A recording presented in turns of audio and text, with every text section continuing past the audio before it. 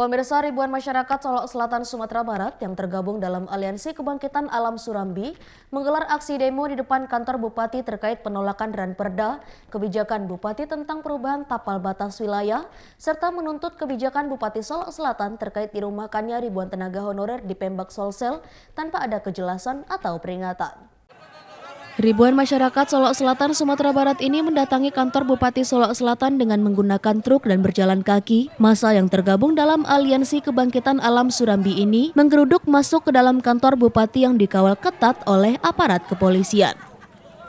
Aksi dorong-dorongan antara massa dengan aparat pun tak dapat dihindarkan. Kericuhan pun pecah saat ribuan massa terpancing emosi dengan kedatangan sejumlah massa dari kubu yang berlawanan, namun dapat diatasi oleh petugas kepolisian. Dalam aksinya, masyarakat menyuarakan penolakan terkait kebijakan pemerintahan daerah tentang perubahan tapal batas wilayah yang dituangkan dalam RPP LH 2022-2052 dan Ranperda RT/RW 2023. Karena berdasarkan peta tersebut, Kecamatan Sungai Pagu luasnya berkurang sekitar 300 km persegi.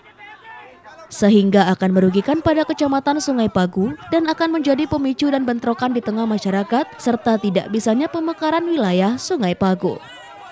Ribuan warga ini juga menuntut kebijakan Bupati yang merumahkan ratusan pegawai honorer yang bekerja di kantor Bupati Solsel tanpa adanya peringatan dan pendataan.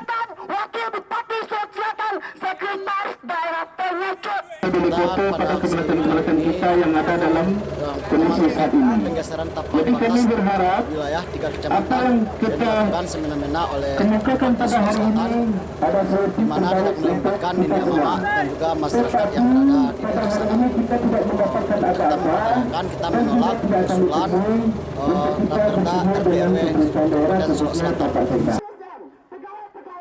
Dari Padang, Sumatera Barat, Budi Sunandar, iNews melaporkan.